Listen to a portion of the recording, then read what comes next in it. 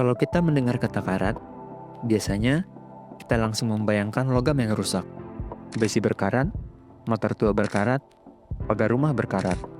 Tapi anehnya, emas justru dinilai dengan karat.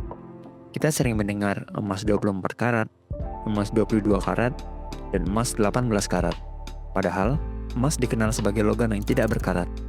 Jadi sebenarnya, apa arti karat pada emas? Sejak ribuan tahun lalu, manusia sudah terobsesi dengan emas. Peradaban Mesir kuno, Romawi, hingga kerajaan di Asia, semuanya menganggap emas sebagai simbol kekayaan dan kekuasaan. Tapi, alasan utama emas begitu berharga bukan hanya karena langka. Emas juga memiliki sifat yang sangat unik. Ia tidak mudah bereaksi dengan udara atau air. Itulah sebabnya, emas hampir tidak pernah berubah warna meskipun sudah ribuan tahun. Bahkan, banyak artefak emas dari zaman kuno masih terlihat seperti baru. Namun, justru karena emas tidak berkarat, manusia membutuhkan cara lain untuk menentukan kualitasnya. Dan disinilah karat menjadi penting. Dalam dunia emas, karat bukan berarti karat seperti pada besi. Karat adalah satuan untuk mengukur kemurnian emas. Sistem ini menggunakan angka 24 sebagai standar penuh.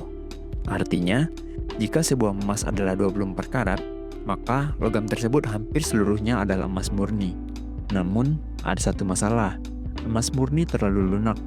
Jika cincin dibuat dari emas 24 karat, bentuknya bisa berubah hanya karena tekanan kecil. Karena itu, emas biasanya dicampur dengan logam lain, seperti tembaga, perak, atau nikel. Campuran ini membuat emas menjadi lebih kuat dan lebih tahan lama. Tapi ketika logam yang ditambahkan, kandungan emasnya tentu berkurang. Disinilah angka karat berubah. Mari kita lihat beberapa tingkatan karat yang paling umum. Ini adalah emas paling murni, sekitar 99,9% emas. Warnanya sangat kuning dan sangat kaya. Namun, karena terlalu lunak, emas 24 karat lebih sering digunakan untuk batangan emas atau investasi. Mengandung sekitar 91% emas. Masih sangat kaya emas, tapi sedikit lebih kuat. Di beberapa negara seperti India dan Timur Tengah, emas 22 karat sangat populer untuk perhiasan.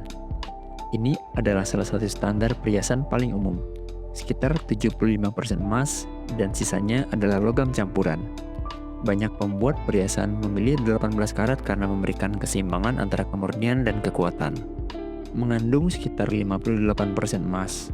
Jenis ini lebih keras dan lebih tahan gores. Karena itu, banyak perhiasan sehari-hari dibuat dari emas 14 karat. Menariknya, campuran logam juga bisa mengubah warna emas. Campuran tembaga bisa menghasilkan rose gold, campuran logam tertentu bisa menghasilkan white gold. Jadi, ketika kita melihat berbagai warna emas di toko perhiasan, kita sebenarnya sedang melihat kombinasi karat dan logam campuran. Jadi, meskipun kata karat sering dikaitkan dengan logam yang rusak, pada emas, karat justru berarti sesuatu yang sangat penting. Ia adalah cara manusia mengukur kemurnian emas.